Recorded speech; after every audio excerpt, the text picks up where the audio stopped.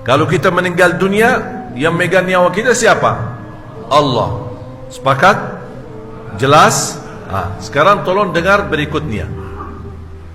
Dan nyawa seseorang yang belum mati ketika dia tidur.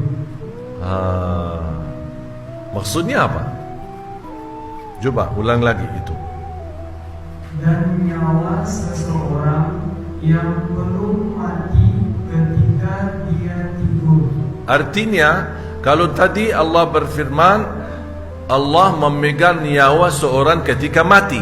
Dan arti dan apa? Sambungan kan? Dan memegang nyawa, tapi tidak perlu disebutkan megang lagi. Tapi itu yang dimaksud. Dan memegang nyawa seorang ketika dia tidur belum mati. Kalau Allah memegang nyawa kita saat kita tidur, berarti terlepas dari jasad kita.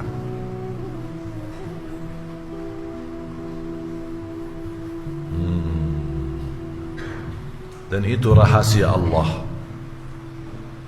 Ada orang bertanya, gimana kok nyawa kita diambil, dimegang nyawa, tapi kita masih bisa bolak-balik, masih kita bisa merasa. Wallahu a'lam. Dahsyat kekuasaan Allah, tidak bisa tahu rahasianya. Dan memegang nyawa seorang ketika tidur belum mati. Ini kata tidur belum mati, Allah jelaskan lagi lebih dalam supaya kita faham apa yang dimaksud Allah memegang nyawa kita saat kita tidur belum mati. Coba lanjut. Maka dia tahan nyawa orang yang telah dia tetapkan kematiannya. Dibangunin, bangun subuh, inna lillahi wa inna ilaihi raji'un. Ternyata ketika dia mulai tidur, dimegang nyawanya oleh Allah, sudah tidak diizinkan untuk dilepas, dipertahankan. Makanya di sini Allah berfirman apa? Coba ulang kalimat terakhir. Maka dia tahan nyawa orang yang telah dia tetapkan kematiannya. Dipertahankan. Sama doa yang tadi yang saya bacakan kan? Fa in amsakta nafsi, sekiranya nyawaku dipertahankan, mohon apa? Dirahmati. Terus Dan dia lepaskan nyawa yang lain sampai waktu yang ditentukan.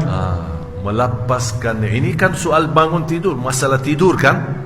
Masalah mati sudah selesai, tapi Allah bahas sekarang masalah tidur. Apa yang terjadi di masa tidur kita?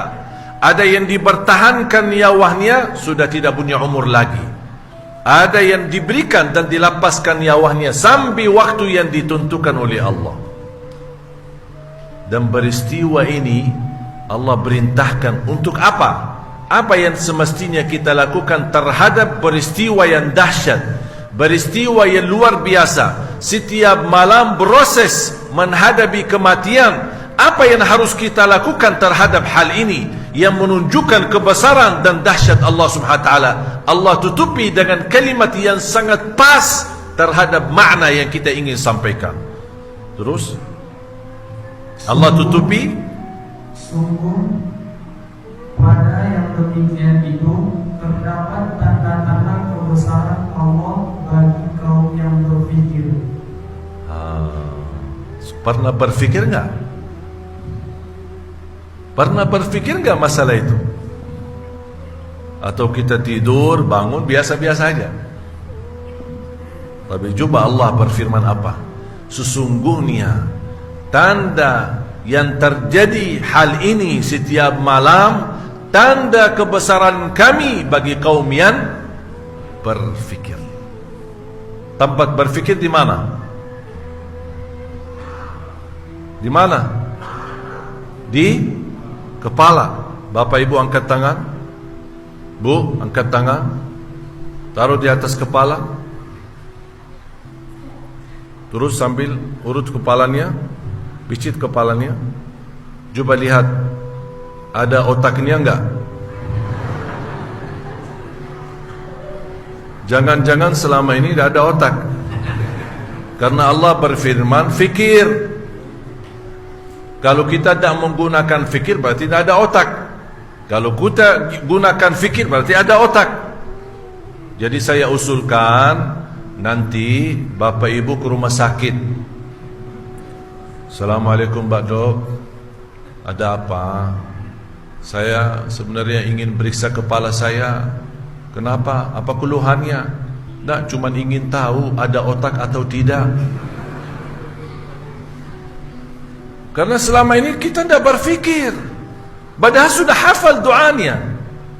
Kita sudah terbiasa baca bismikallahumma waktu tidur. Sudah terbiasa membaca alhamdulillahilladzi ahyana ba'dama amatana. Tapi pernah enggak terasa, merasakan di dalam hati kita baru saja diselamatkan oleh Allah dari kematian.